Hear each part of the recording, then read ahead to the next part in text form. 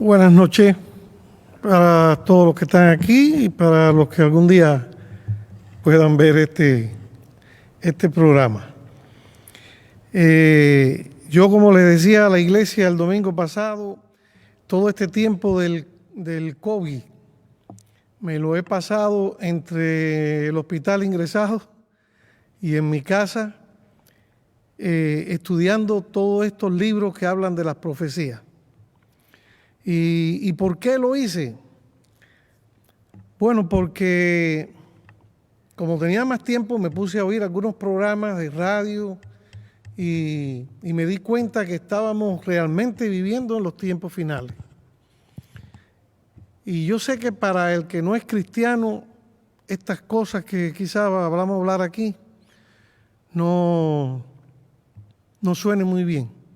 Suenen a misticismo, a cosas que son vanas para ellos, que son cosas espirituales o de espiritismo también, y no lo puedan entender.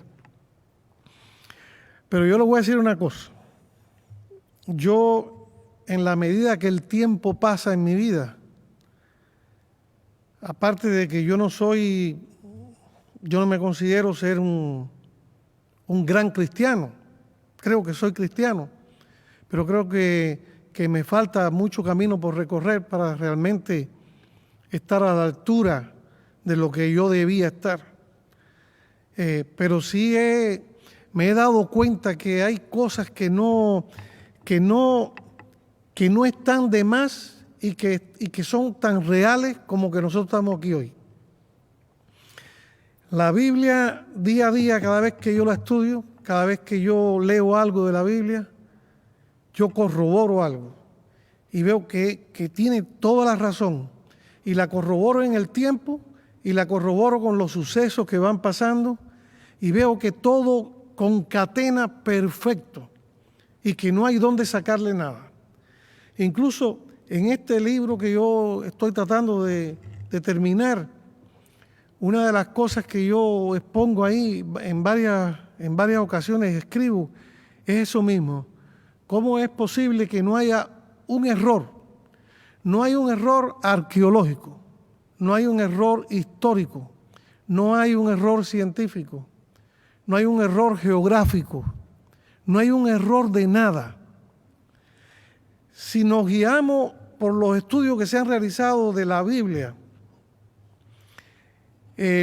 fue escrita aproximadamente, empezó a escribirse hace 4,000 y tantos años, 4,500 años aproximadamente. Empezó a escribirse la Biblia. Pero el mundo tiene de creado, según los estudios que se han hecho, alrededor de 6,020 años, quizás un poco más, a partir de que Dios creó el mundo.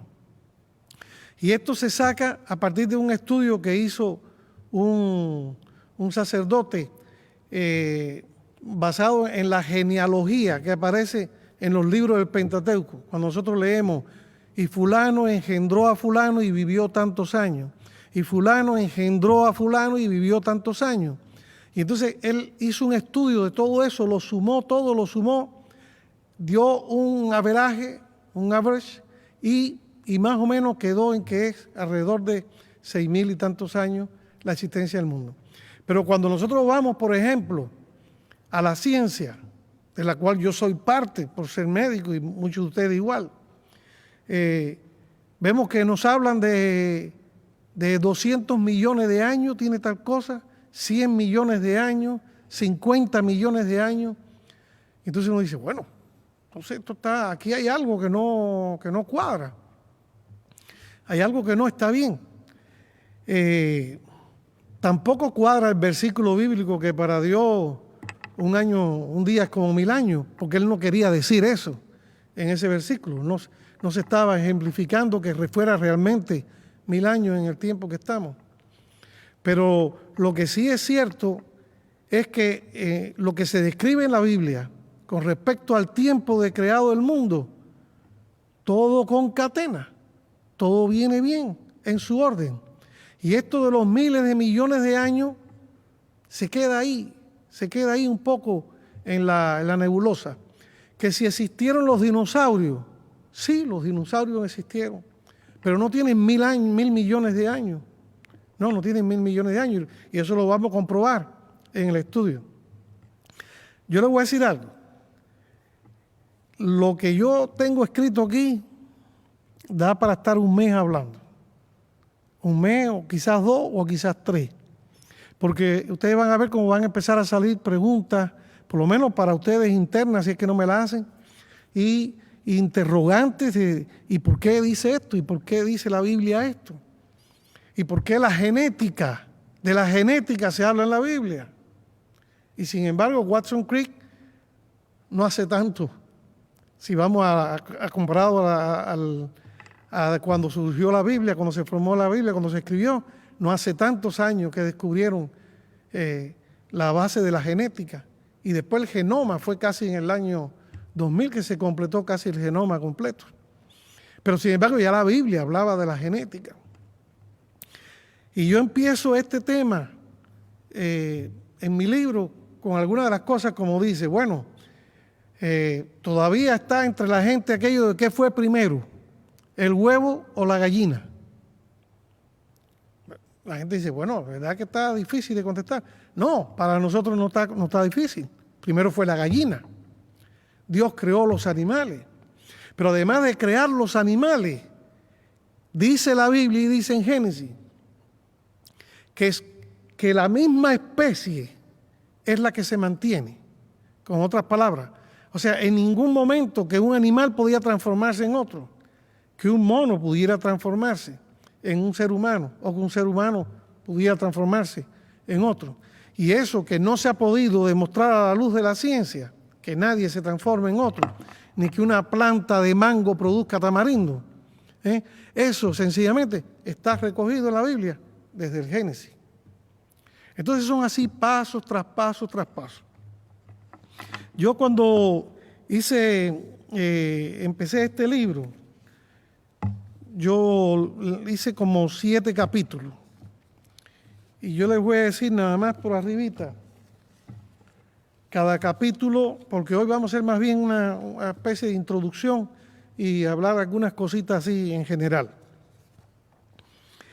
En el capítulo 1, en él tratamos sobre el origen del mundo y de la vida, relacionando con los descubrimientos científicos y la secuencia lógica de los eventos, tratando de demostrar que el hombre es de composición material y espiritual. Hacemos un paréntesis para analizar la existencia y desaparición de los dinosaurios. ¿Por qué hablo de los dinosaurios? Porque eso siempre es un tema que la gente saca.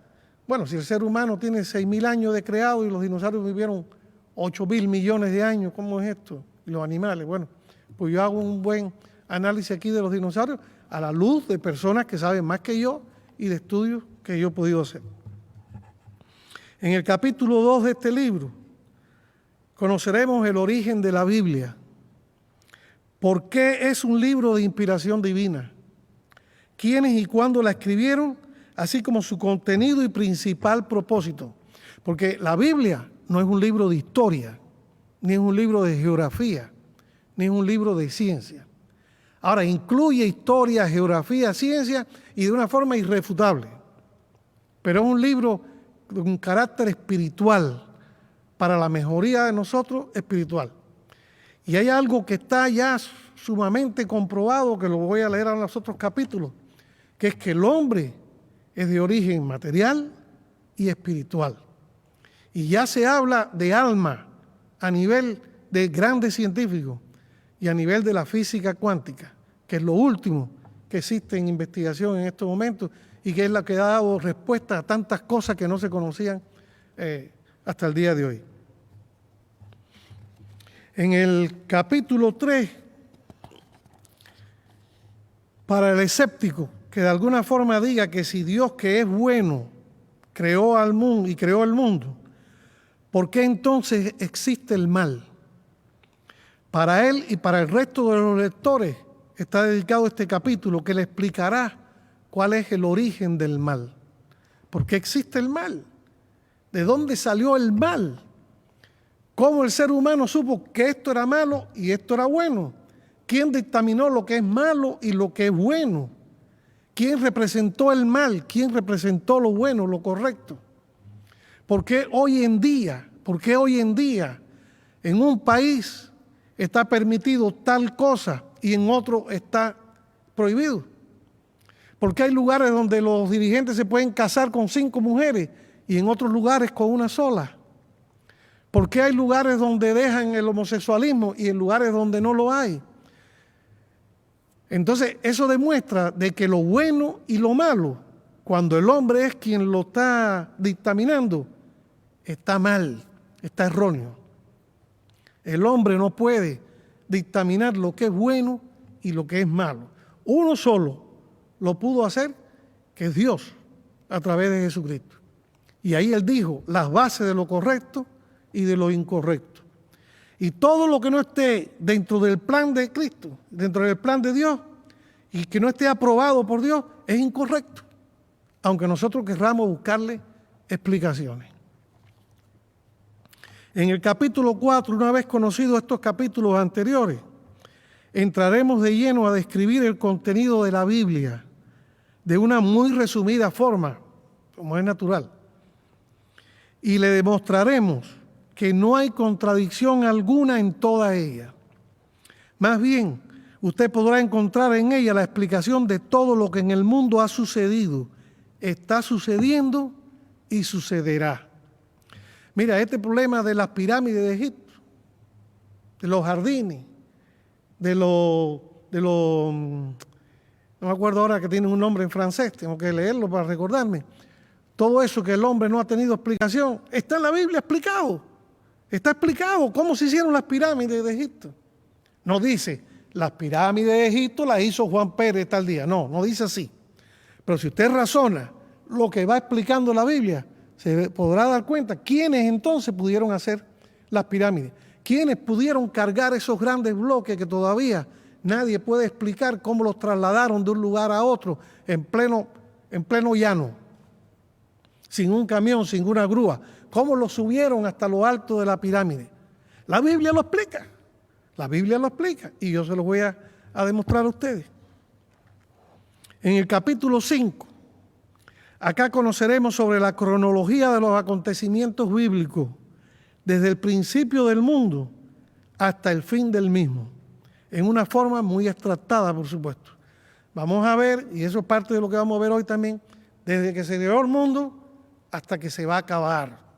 Y cuáles son los distintos pasos que va siguiendo la humanidad y cuáles son los distintos pasos que el Señor y que Dios programó en la cronología del tiempo donde estamos nosotros.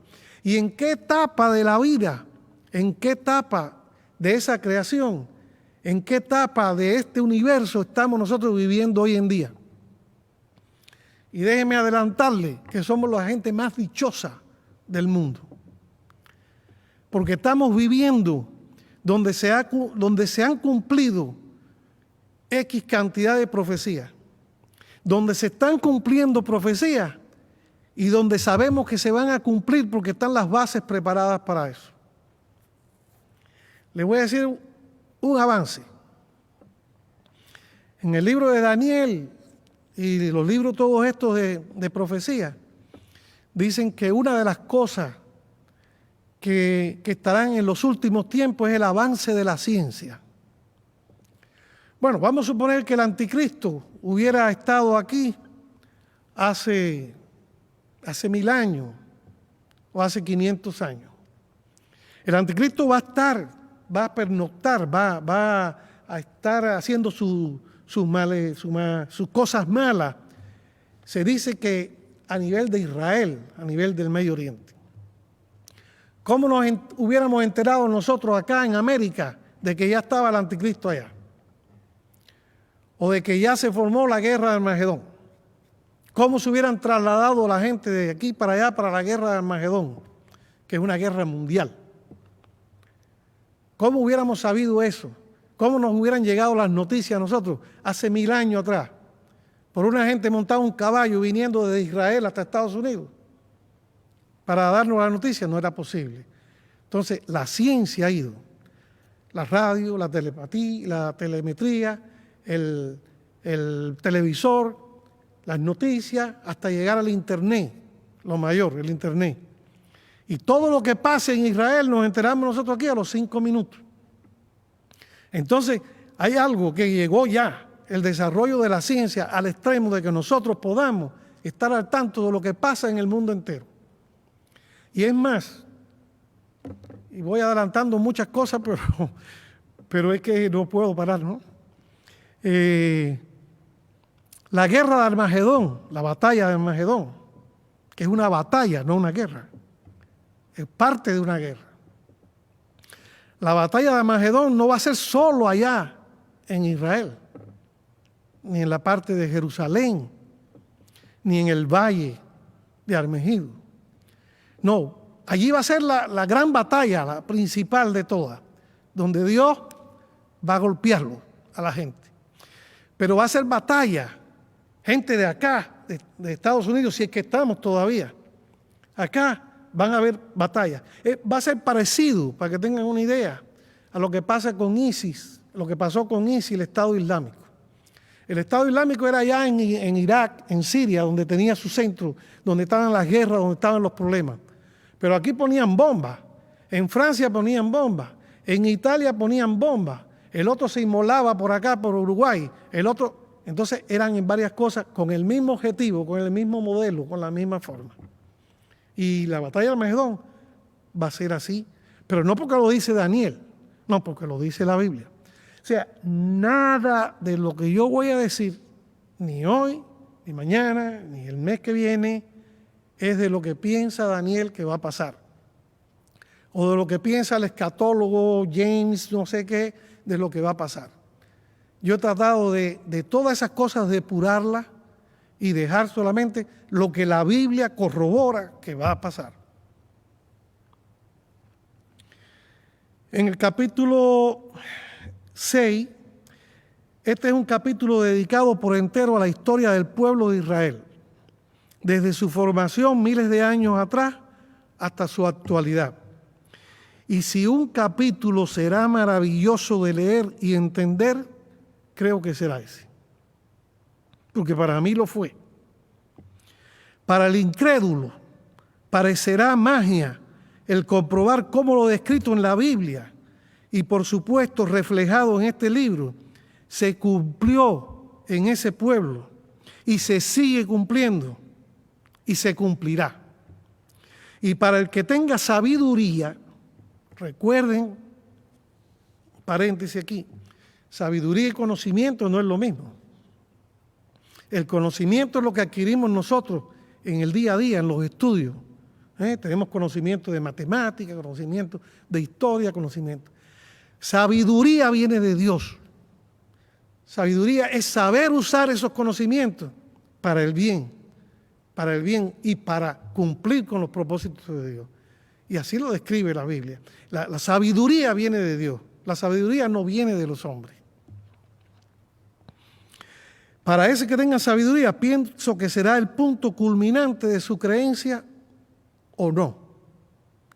En este capítulo daremos respuesta a la construcción de las pirámides y obeliscos que la ciencia no ha podido explicar, aún debido a su incredulidad. Porque en este capítulo, como vamos a hablar de la historia de Israel, ahí tiene que ver con esto. En el capítulo 7, ya aquí entraremos de lleno en las señales que existen actualmente ante la ciencia y ante la humanidad y que están descritas en la Biblia acerca de los últimos tiempos, de la humanidad y del mundo, como hasta ahora lo conocemos. Porque valga, y esto lo subrayé y lo puse en negro, esto de como hasta ahora lo conocemos. Porque en la Biblia se habla de la nueva Jerusalén, que nosotros no la conocemos todavía. Ni cómo va a ser el milenio, que no lo conocemos, pero ya la Biblia lo dice y lo describe. Estoy seguro que dará perplejo al poder comprobar el cumplimiento de cada una de ellas en el momento y lugar exacto. Y usted mismo podrá decir si efectivamente estamos a las puertas o no del final. El domingo pasado yo les daba también un adelanto cuando les decía que una de las cosas que dice la Biblia y una de las cosas que está, vamos a decirle, profetizada, es que a partir de que el pueblo de Israel se reunificara, no pasaría esa generación sin que Cristo venga. Entonces aquí hay varias cosas para pensar. Una, yo creo que es eso, ¿verdad? Porque hay que empezar por ahí. Yo lo creo. Yo creo que no pasará esta generación sin que Cristo venga, porque lo dice la Biblia. Porque lo dice a partir de que el pueblo de Israel se reúna. Y el pueblo de Israel se reunió en el 1948, donde la ONU le dio un dictamen a todos los países del mundo donde Israel iba a ser una nación. Y veremos después en la historia de Israel que a partir de al otro día ya estaban haciéndole guerra a Israel 6 países. Una guerra que duró casi de 6 meses y después vino la guerra de los 6 años y esa gente no tuvieron un descanso posible. O sea, hoy la ONU les dijo, ustedes son país. David Ben Gurión, que era el que estaba presidiendo a los semitas, al Estado judío, lo informó por la prensa, lo informó por la televisión, asistía a televisión. Y al otro día se habían reunido 6 países del Medio Oriente y le habían declarado la guerra a Israel porque no estaban de acuerdo con Israel. Y atacaron a Israel. Y una nación acabada de formar, 6 países, entre ellos Egipto, que es inmenso, ataca a Israel e Israel los vence. Los venció, acabó con ellos. Entonces, pregunta, ¿quién peleó con Israel? ¿Estados Unidos? No, peleó Dios. Desde el principio, Dios peleó por su pueblo. Y Dios castigó a su pueblo también, desde el principio. Por eso el pueblo de Israel es el termómetro, es la brújula del fin del mundo, de la venida del Señor. En el capítulo 8, que ya viene siendo el último capítulo, yo trato de explicar en el libro que la conducta humana no pasará desapercibida a Dios y que todo lo que el hombre sembrare, eso segará. Y por lo tanto habrá juicio. Habrá juicio.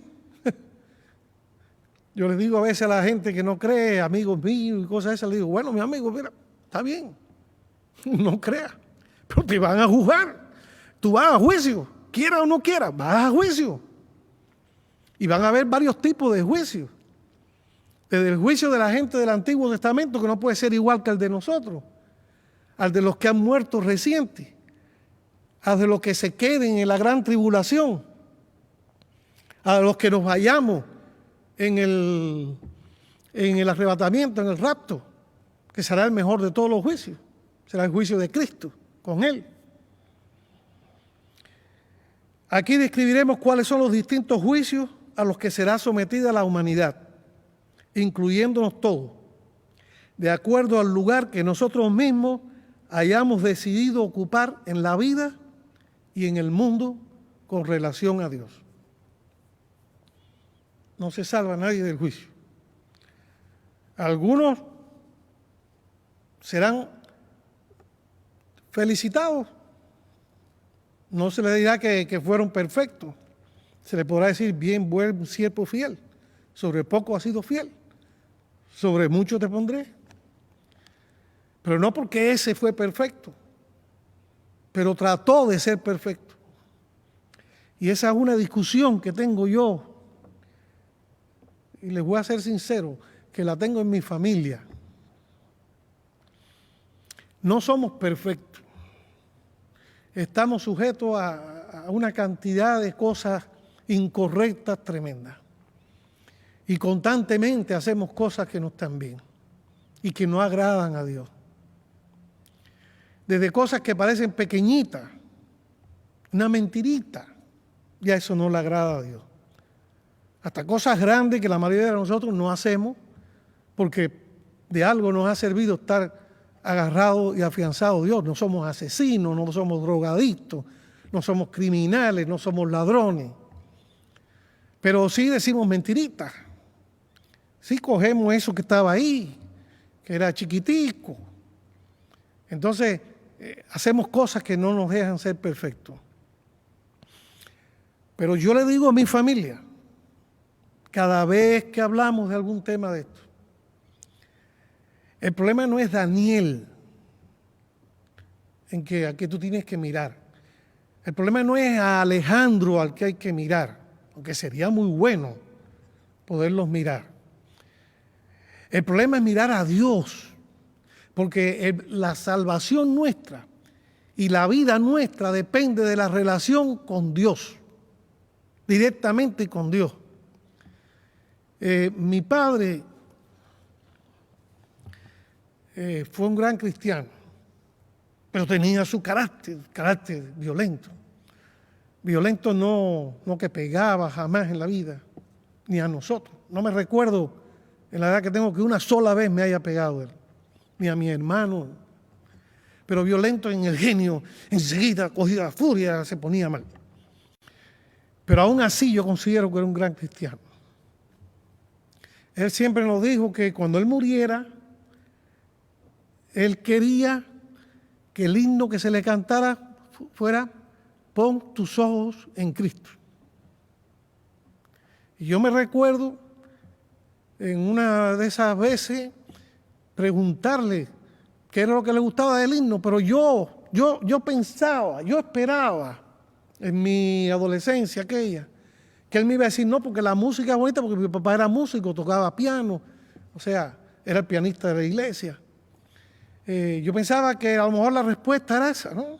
No porque tiene acordes muy bonitos, no porque la letra es muy bonita, no porque esto es bello. Y me dijo: no, es por el mensaje que tiene. Es porque yo para vivir, me dijo así, yo para vivir la vida que he tenido hasta hoy, tuve que poner mis ojos en Cristo. Porque si los bajo de ahí, tengo problemas. Entonces, nuestra vida tiene que ser poniendo los ojos en Cristo. Yo puedo mirar al pastor para coger ejemplos, mirar a Alejandro, mirar a Juan, pero mis ojos tienen que estar en Cristo, que es lo perfecto. Y es el que da las pautas perfectas para la vida cristiana. ¿Y que es difícil? Sí, es difícil. Es difícil. Pero lo bueno de lo difícil es que Dios sabe que es difícil. Y que Él mismo lo sabe. Y que Él mismo lo dice. Que Él sabe que lo necesitamos. Que Él sabe que necesitamos estar agarrados de Él día a día para poder mantener esta vida. A ver, ¿ustedes creen que es gracioso, es simpático, que estemos aquí 7 gente nada más? A todos nosotros nos gustaría que esto estuviera lleno. No porque nos van a dar fama ni nada, sino porque serían más gente también aprendiendo del Evangelio. Pero estamos porque tenemos los ojos puestos en Él. Porque nadie vino aquí por Daniel, ni yo vine aquí por el pastor, ni el pastor vino aquí por Pantoja. Aquí vinimos porque hay un Dios en el cual creemos, y al menos yo creo sin duda ninguna, que es el que me ha dado la salvación, de la cual yo estoy casi seguro, y el casi está de más, seguro que la tengo, a pesar de todos los problemas que tengo. Y entonces Él merece que yo alabe su nombre, y Él merece que yo venga a hablar de Él, y Él merece que yo venga a oír hablar de Él, para que mi vida pueda ser mejor. Y mi vida va siendo mejor poco a poco. Quizás para muchos de ustedes va más rápido, la mía un poco va más lenta, porque tengo muchas cosas por dentro. Pero va. Y tengo 69 años. Y no voy a contar la edad de la niñez, cuando todavía no pensaba uno bien, aunque estaba en la iglesia. Sí, aunque estaba en la iglesia, porque tuve la suerte, vamos a llamarla aquí, si se puede decir suerte, de que nací en la iglesia. De que en mi casa se hacían escuelas dominicales. O sea, había escuela dominical por la mañana en la iglesia, de ahí íbamos para mi casa, mis abuelos tenían la escuela dominical y de ahí íbamos para la iglesia otra vez el domingo. Y yo siempre peleando, yo y mi hermano, y bravo, porque no teníamos un chance para ir a la matiné de los domingos, que los domingos era el único día que en el cine ponían 3 películas por 15 centavos. Y entonces, pero ese día teníamos que estar en la casa, en la escuela dominical, con mis abuelos. Entonces, tuve la dicha de venir, pero a la vez que ya yo empecé a razonar como adulto y a razonar en qué consistía el ser cristiano y por qué yo era cristiano y por qué yo no podía o no debía ser igual que los demás y por qué yo tenía que estar en estos caminos con un objetivo final, obtener la salvación, porque en definitiva esto es para bien nuestro. Entonces la vida me empezó a cambiar y entonces yo empecé a entender muchas cosas que antes no entendía. Y han habido mucha gente que se asombran de que todavía yo esté en la iglesia, porque ellos no están ya. Y entonces yo me siento orgulloso de eso. Me siento orgulloso de que yo no he perdido la fe, de que yo no he perdido el entusiasmo, de que yo no he perdido la comunión con Cristo y de la vida que voy llevando poco a poco rumbo a la perfección.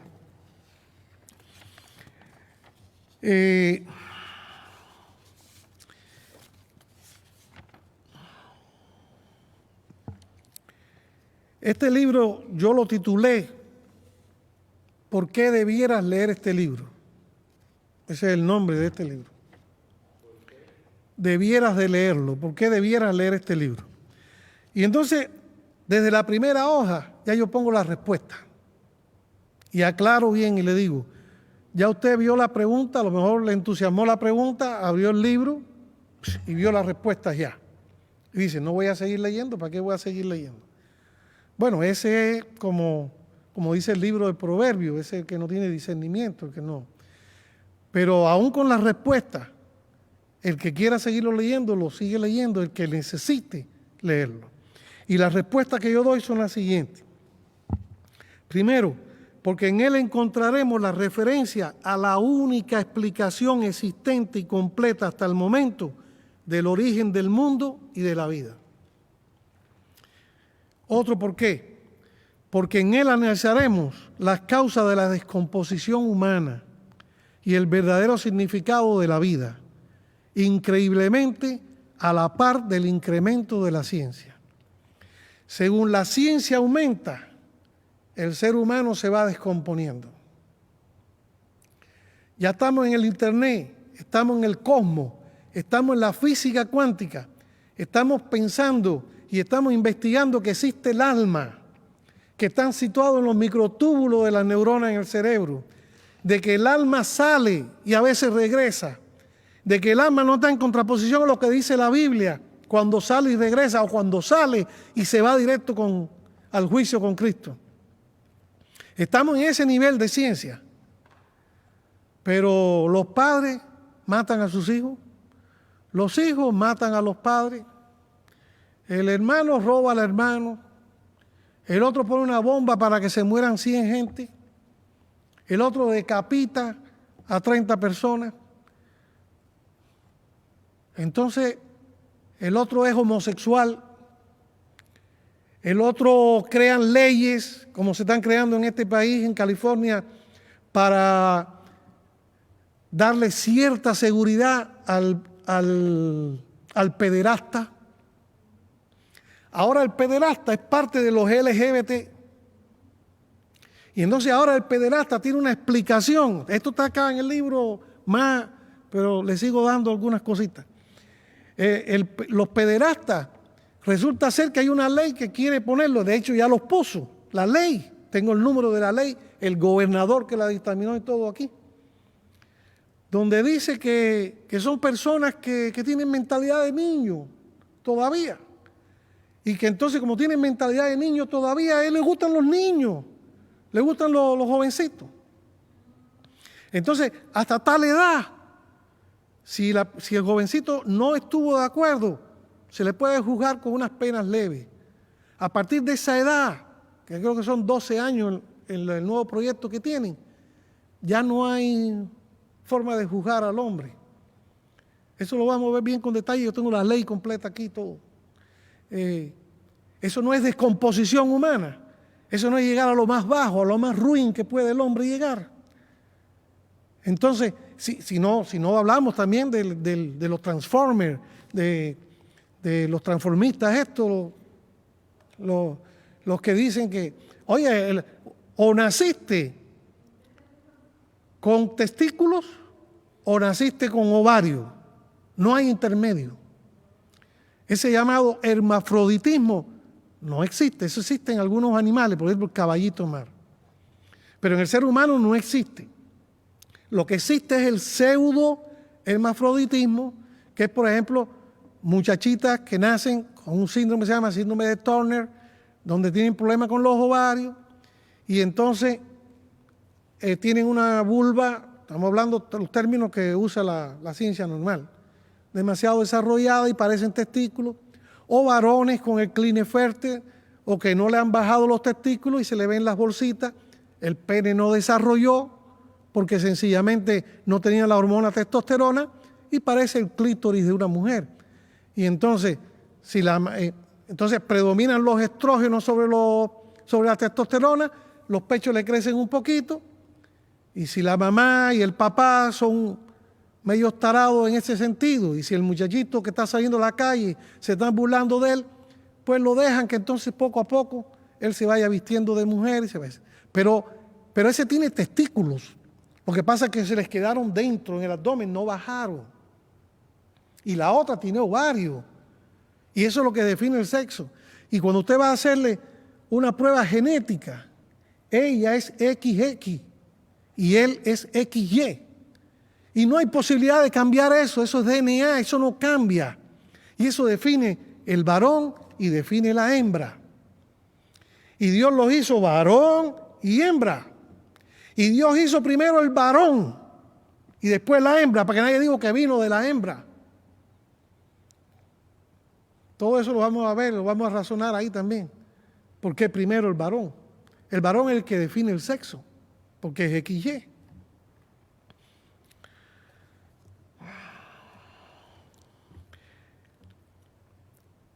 Porque reconoceremos a la luz de la ciencia y de la escritura bíblica que inevitablemente el ser humano está constituido de una parte física, material y otra espiritual.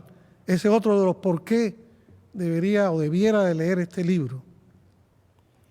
Como les dije ahorita, a partir de Stephen Hawking y de Einstein y de Lemaitre y de todos estos grandes físicos, se ha podido llegar al desarrollo de lo que es la física cuántica, que se diferencia de la física que nosotros aprendimos en la escuela, que esa es la física de objetos macro. Esta es la física que funciona a nivel micro, a nivel del átomo, de los quarks, de los electrones, de los neutrones. Y cómo usted coge aquí un material y lo pone aquí, le da calor. Parte ese material, coge la mitad y se la lleva para China. Y coge ese pedacito aquí y le da calor. Y el pedacito que está en China se dilata también un poquito.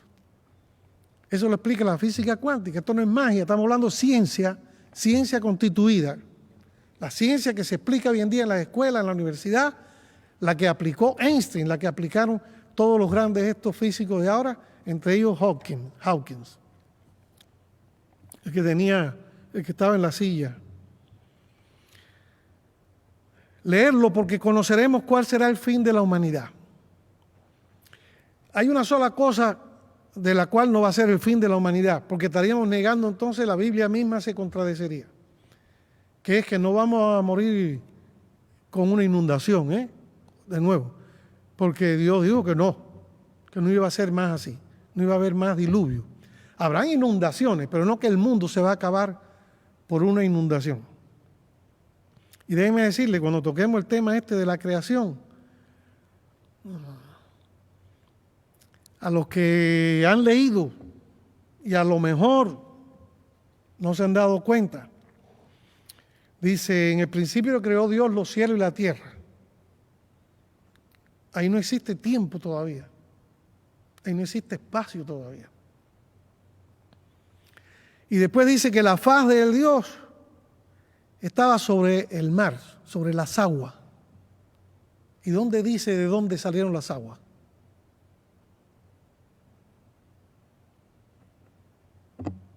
Pues ahí vamos a verlo. Vamos a ver de dónde salieron las aguas. En la misma Biblia. Pero lo vamos a ver. Pero de pronto parece que no. Dice que el hombre y la mujer estaban en el jardín del Edén. Dice, en el jardín del Edén. Edén era una zona. Y dentro de esa zona Edén, el Señor, Dios hizo un jardín. Jardín en el sentido de la palabra, no era el jardín de flores, era un lugar con todas las posibilidades para vivir. Que tenía agua, que tenía arroyos, que tenía frutas, que tenía todas las cosas para comer. Dentro de Edén. Hoy en día se sabe dónde estaba situado el Edén cuando se estudian estos ríos, el Éufrates, el Tigris, que eran los que salían del Edén, el Gihón, el Pisón. Y entonces ya de Gihón y Pisón no quedan nada, pero quedan algunos restos que se llaman río muerto. Y entonces se ha podido localizar. Ahí lo vamos a ver en una de estas noches ya con un mapa. ¿Dónde está situado el Edén? ¿Dónde estuvo situado? Ya no se llama Edén ahora. Vamos a ver qué parte es de la geografía actualmente. Pero ahí está. Porque conoceremos cuáles son las señales ya existentes y comprobadas de los últimos tiempos del hombre y de la tierra, descritos en la Biblia y corroborados con los eventos actuales. Todos los eventos que van pasando actualmente. A ver, ¿por qué, como dice uno vulgarmente, pero los cubanos sabemos, decimos, ¿a santo de qué? ¿A santo de qué Donald Trump, todo este tiempo, un año casi antes de irse, resolvió que muchos países hicieran un pacto con Israel? Países que no tenían relación con Israel. Arabia Saudita, Mauritania, Sudán. Dice la Biblia que en los últimos tiempos habrá, sobre todo en la primera parte de la tribulación y en la parte que yo pensaba que iba a hablar hoy, pero que se me ha ido todo el tiempo en esto, que era sobre el periodo de dolores, el tiempo de dolores de parto. Dice que ahí habrán países que empezarán a hacer pactos con Israel y amigarse con Israel. Y vamos como por 5 en menos de un año. Oye, entonces, vamos como por 5. Estamos en la generación donde después de se reunificó Israel. El hombre está en el piso, en su condición moral. La ciencia está casi en el tope, ya se va a los planetas por ahí. La maldad está al tope, la guerra, los terremotos. Entonces, uno dice, bueno, guerra y terremoto ha habido siempre. Sí, siempre ha habido, pero no confluía con todas estas cosas. El problema es que ahora confluyen. Y entonces ahora hay que verlo de otra forma. Porque en este libro conoceremos algo de la historia de Israel como pueblo elegido por Dios, desde su origen hasta el día de hoy. Y podremos concluir cómo este pueblo es el termómetro, el reloj del fin de la humanidad. Y cómo en él se han cumplido fielmente las profecías bíblicas sin el más mínimo error. A ver, el Holocausto en la Segunda Guerra Mundial. ¿Del Holocausto se habla en la Biblia? Sí, se habla en la Biblia. Perfecto, ahí no dice perfecto. Y van a ser esparcidos, los tratarán así, van a abusar de ustedes y vendrán gente de otras naciones que no los conocen y les tratarán de meter las ideas de ellos y sufrirán y preferirán cuando llegue la noche que sea la mañana, así dice la Biblia. Y cuando sea la mañana preferirán que sea de noche, porque el sufrimiento va a ser tanto Era tanto el que sufrieron los judíos en el Holocausto que preferían eso. Y así mismo lo dice la Biblia. Dice, y preferirán cuando llegue la noche que sea el día. Y cuando es el día ya que sea la noche. Bueno, el Holocausto está en varios libros de la Biblia, Tesalonicenses, en todas las profecías habidas y por haber, en Joel. Y en Israel, que también vamos a ver por qué se llama Israel, ustedes lo saben, pero cómo fue el proceso para llamarse Israel, y lo de las 12 tribus, todo esto lo vamos a ver, de dónde salen los musulmanes, porque salen de Abraham, pero es una línea de Abraham.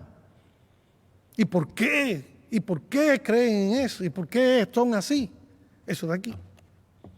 ¿Y por qué los cristianos están por acá? ¿Y por qué los judíos están por ahí? Porque son las tres grandes vertientes. Las tres salen de la misma fuente, pero tienen formas distintas de ver las cosas.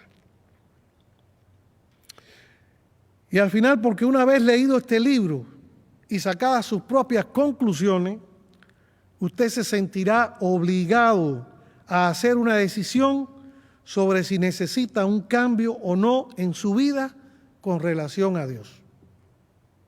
Si alguien lo logra leer completo, y vamos a pensar que sean gente que no son de nosotros, cristianos aquí, y lo acabó de leer, por algo lo terminó de leer, y al acabarlo de leer se va a sentir obligado a hacer una decisión, o decir, eso es basura, o tengo que creer con Dios, o creo en Dios, o esto es cierto. Porque todo está, yo pensé cuando empecé a escribir esto, escribir sobre el fin del mundo por las cosas que estaban pasando, de las cuales el COVID no es la principal, así que el COVID lo miento ahí por arribita. Ustedes saben que el país del mundo que más premios Nobel ha tenido es Israel. El país que más premios Nobel ha tenido. Ustedes saben que el GPS salió de Israel. La camarita esa que se toma la cápsula para verse por dentro, eso es israelita. Ustedes saben que hace 2 semanas los israelitas acaban de descubrir y de procrear un anticuerpo monoclonal para destruir el virus en el que lo tenga allá adentro. Y que ya está en proceso de dársele la patente para que el mundo entero lo conozca y puedan usarlo. Entonces, este pueblo, Israel, que salió de allá de Abraham, que surgió de allá de Canaán, que estuvo preso en Babilonia, que estuvo en Egipto, que se lo llevaron a esa gente, que los trajinaron por todos lados, que los repartieron por todas partes, que acabaron con ellos. Resulta que tiene el 60% de los premios Nobel. Y la lista de inventos que han hecho esa gente, me lleva 2 hojas y media, nada más que poniendo el nombre de lo que han hecho. Hasta este último que acabo de decirle ahora, de hace 2 semanas nada más. Entonces, ¿es un pueblo elegido de Dios o no lo es? Pero no solo porque todas estas cosas buenas, la cantidad de guerras que se ha enfrentado y todas las ha ganado. No solo por eso. Es porque sencillamente Dios está con ellos, a pesar de esto es simpático, hasta el mismo Dios lo dice, con otras palabras, no así como yo lo voy a decir. Cuando usted lee la Biblia y la va diciendo, yo no tenía ni que haberme ocupado de ti, vaya, porque has sido malo. Así, como decirle así, como si Dios te dijera esto. Yo no tenía que haberme ocupado de ustedes tanto. Yo no tenía que haber tenido tanta misericordia de ustedes con todo lo que ustedes han hecho. Sin embargo, la tengo. Y saben que el objetivo de la tribulación y de la gran tribulación, el objetivo que tiene espiritualmente es que el pueblo de Israel se vuelva a Dios. Por eso es que va a pasar la tribulación y la gran tribulación. La tribulación y la gran tribulación no es un castigo para nosotros o para los que no creyeron. Todo tiene un propósito para Dios. Todo lo que Dios hace y todo lo que está descrito por Dios tiene un propósito. Y es el medio que usa Dios, que va a usar para que el pueblo de Israel acabe de creer en el Mesías y acabe de someterse a Él. Porque ese va a ser el momento donde le van a decir, el que esté allá arriba que ni baje, el que esté aquí que se vaya para las montañas. Eso con respecto a los judíos, a los israelitas, como dice la Biblia, que cuando llegue ese momento, y dice también la Biblia, que si esos tiempos de la gran tribulación no fuesen acortados por el mismo Dios, nadie la pasaría.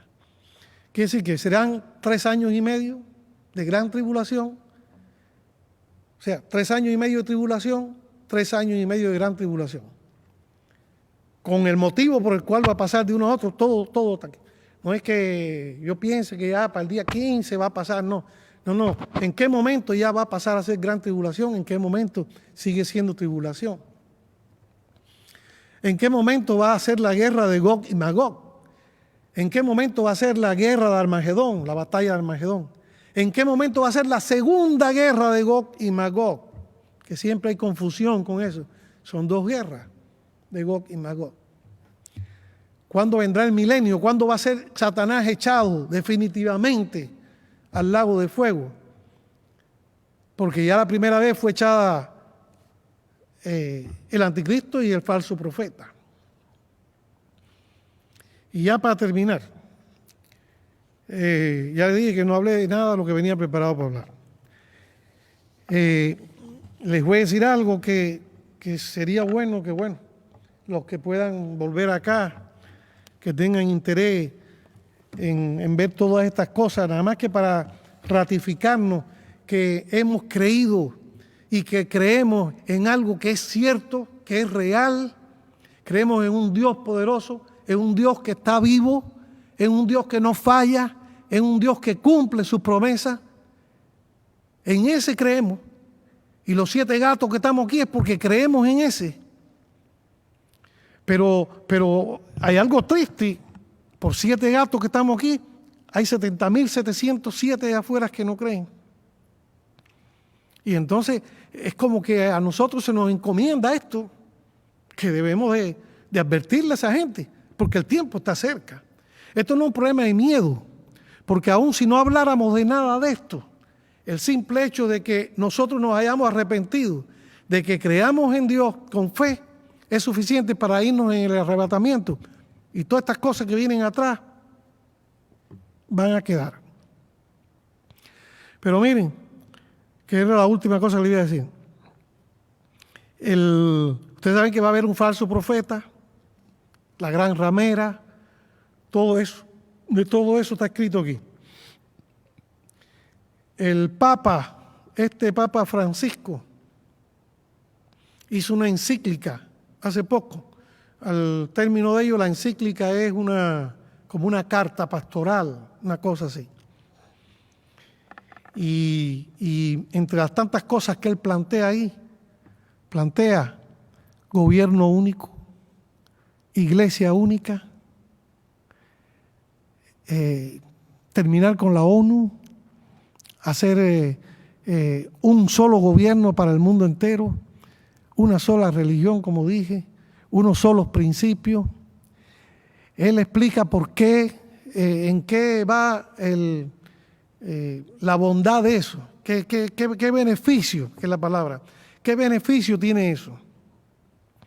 Pero miren, si alguno de ustedes tiene chance de leerse esa encíclica, ni una vez nombra a Dios, ni una sola vez nombra a Jesucristo, ni una sola vez dice que el hombre va a cambiar por la obra y por la gracia de Dios. Dice que para que el hombre mejore tiene que haber un gobierno único. Y para que el ser humano sea mejor tiene que haber una religión única, con un solo jefe en esa religión. y que se tiene que acabar la propiedad privada, cuando ellos cada día están más enriquecidos ahí en el Vaticano. Y otra serie de cosas que no se los voy a decir ahora. Pero miren al extremo donde estamos, y eso es bíblico. Dice la Biblia que habrá un falso profeta. Yo no estoy diciendo que sea el Papa Francisco. Yo no sé de aquí a allá, pero pudiera ser. O pudiera ser otro. Mañana se muere Francisco y viene otro. Pero habrá un falso profeta. Y este falso profeta, que también lo tengo en el libro bien destacado todo, las funciones del falso profeta. Y estas funciones del falso profeta no es que Daniel las analizó y entendió que va, es que están en la Biblia. Lo que pasa es que no dice así, las funciones del falso profeta son 2 puntos, 1, tal. No lo dice así. Hay que sacarlas. Pero están ahí descritas. Que es hablar a favor del anticristo, hacer todo lo que es anticristo, y la famosa marca de la frente o del brazo, la marca de la bestia, él también va a influir en eso para que las cosas esas sucedan. Y por supuesto, con esa famosa marca vendrán los problemas de el que vende y el que compra, que también lo dice la Biblia, donde habrá dificultad el que no tenga la marca. Y bueno, digo cada rato voy a ser el último, ahora sí voy a hacer lo último. En la gran tribulación, es que esto me ha apasionado de una forma tal, y yo encuentro que todo está aquí. Porque si algo no estuviera aquí, yo estuviera tartamudeando. Pero es que como yo no lo vi antes, y todo está aquí. En la gran tribulación se supone que nosotros los que nos fuimos en el rapto éramos la iglesia. La famosa iglesia de Filadelfia, entre comillas. No tiene nada que ver con Filadelfia.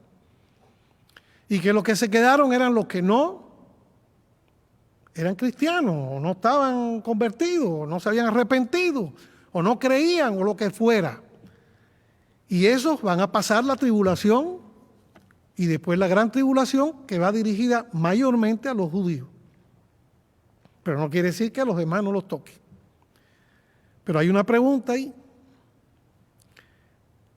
Toda esta gente que van a estar en el tiempo de la tribulación y de la gran tribulación, ¿se van a perder? ¿No van a tener salvación? ¿O porque yo, Daniel, no estuve bien parado ahora y de pronto veo que me quedé solo aquí en la iglesia, que todos ustedes se fueron, que Cristo se los llevó a ustedes en el rapto y yo me quedé? ¿Tengo alguna probabilidad todavía de estar con Dios? Sí. Lo que pasa es que va a ser difícil, pero sí posible. Y lo que pasa es que ya no será por gracia. Oye, nosotros no podemos desaprovechar la oportunidad que vivimos, el tiempo que estamos viviendo. Nosotros tenemos la salvación por gracia, por dádiva. Oye, no, ni la gente del Antiguo Testamento tuvo eso. Somos nosotros, esta generación, la que somos salvos por gracia. Bueno, la gente que se quede para la tribulación y la gran tribulación, solamente serán salvos por obras. Lo que para nosotros ahora no vale, que es por obras. Claro, no quiere decir que porque sea bueno nada más. No, tiene que creer, tiene que arrepentirse, tiene que tener fe, pero tiene que tener obras. ¿Lo dice Daniel? No, lo dice el Apocalipsis, lo dice la Biblia. Tiene que tener obras para que entonces cuando venga el Señor, se acabe el Armagedón y venga el Señor en su segunda venida, entonces esa gente puedan pararse delante de Él y entonces ahí Él les va a decir: por cuanto hiciste a uno de estos mis hermanos pequeñitos, a mí lo hiciste. Ese va a ser ese juicio que está descrito en la Biblia. Y juntará a las naciones y los dividirá. Y a los de la derecha le dirá y a los de la izquierda le dirá. Ese será el juicio. Y fíjense que la pregunta es: ¿qué hiciste? ¿Qué hiciste?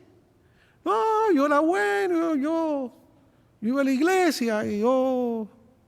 ¿Y qué hiciste? ¿Qué hiciste, hermano? ¿Qué hiciste? No hiciste nada. Como hacía Trump con la gente, ¿no? Entonces va a ser difícil. Después vendrá en el milenio. Después Satanás va a ser soltado. Va a ser soltado Satanás, que estaba preso hasta ese momento, encadenado, que lo encadenaron los ángeles. Y cuando Satanás lo suelten, va a salir a buscar gente para venir a luchar otra vez contra Israel y contra Dios. Que esa es la segunda batalla de Gog y Magog. Pero se van a echar a Satanás, porque Dios mismo lo va a liquidar. Y vendrá entonces la nueva Jerusalén, la que esperamos, la que va a ser la que nosotros queremos que acabe de llegar, donde vamos a vivir todo, donde no habrá muerte. Empezamos en Génesis con la muerte, cuando el hombre pecó. Terminamos con la nueva Jerusalén, ya no va a haber más muerte, ni sufrimiento. Ay, que todo, óigame, que todo así, mire, todo, lo vamos a poder ir viendo. Si me ayudan y me acompañan aquí, bueno, pues vamos a ir viendo cómo todo es así. Y lo que dice en Génesis, ahí en Apocalipsis está cumplido. Y lo que dice en Deuteronomio se cumple acá en el otro lado. Y todo está encadenado. No en el orden que uno quisiera. Por ejemplo, el libro de Apocalipsis no es un libro que está hecho en orden. No está organizado en esa forma. Ustedes verán que hay cosas en los últimos capítulos de Apocalipsis que antes de lo que estaba diciendo, ya esos hechos pasaron antes en el Apocalipsis, porque no es un libro que se hizo en esa forma. Y vamos a ver en qué parte del mapa mundial está la isla de Patmos, donde fue excomulgado allí Juan para escribir el libro, y quién era el gobernador en ese tiempo. Y todo eso lo vamos a ver con mapas y con lujo de detalle. Bueno, déjenme hacer una oración ahí chiquita. Fíjate, Dios, que tú me conoces y tú sabes todo lo que hay en mi corazón. Y sabes lo bueno y sabes de lo malo que mora en mí. Pero tú sabes también, porque eso es algo entre tú y yo, que yo todos los días te pido que me ayude. Que todos los días te pido que estés conmigo. Que cada vez que se me ocurre algo que no es lo mejor, que tú me pares de alguna forma. Y yo te pedí en todo este tiempo que tú me dieras sabiduría y claridad para explicar estas cosas. Y yo quiero que tú les des a todos mis hermanos la necesidad de conocer estas cosas también. Porque es bueno saberlas. Es bueno saber que tú no fallas. Es bueno saber que lo que tú dijiste hace 6,000 años tú lo cumples. Que tú no eres como otros que dicen y no cumplen. Y que tú cumples. Y que cuando tú cumples, y tú cumples de acuerdo a tu voluntad, Señor, es para bien nuestro. Yo te agradezco enormemente que tú me des estas oportunidades, Señora, de poder en algunas ocasiones hablar de ti a los demás. Y que tú me ayudes día a día para yo también entender estas cosas que son difíciles y que tú lo dices, que ahora vemos por espejo y que después ya veremos, Señor, las cosas cara a cara. Y efectivamente, Dios, efectivamente, hay muchas cosas que hemos estado mirando por espejo, como por espejo, porque no las tenemos en la mano. Pero sigue dándonos esa fe que tú dijiste que teníamos que ir a ti a buscarla, porque de otra forma no la vamos a tener, por nosotros mismos no la vamos a tener. Pero tú sí nos las puedes dar. Dánoslas para creer totalmente en tus enseñanzas y en las profecías de este libro que tú inspiraste, Señor. Porque mira, si tú no lo hubieras inspirado, nada de esto fuera así. Nada de esto concatenaría. porque somos humanos, porque somos basura. Pero tú estabas ahí sabiendo que tu creación, que éramos nosotros, estábamos llenos de errores y de fallos. Y entonces tú venías y decías, no, esto es lo que va, y esto es lo que hay que poner, y esto es lo que se dice, y esto es lo que se hace. Y gracias que tú has hecho eso. Y que nos dejaste esta joya que es la Biblia, Señor, para que nuestras vidas también puedan inspirarse y puedan ser mejores. Yo te agradezco todo esto, Dios, en el nombre de Cristo, que es tu Hijo. Amén.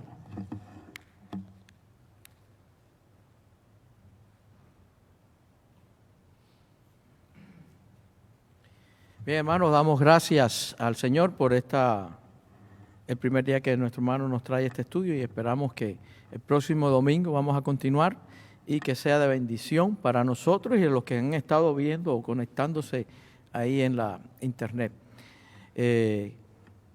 Gracias, hermano. Y bien, así vamos a terminar. Ajá.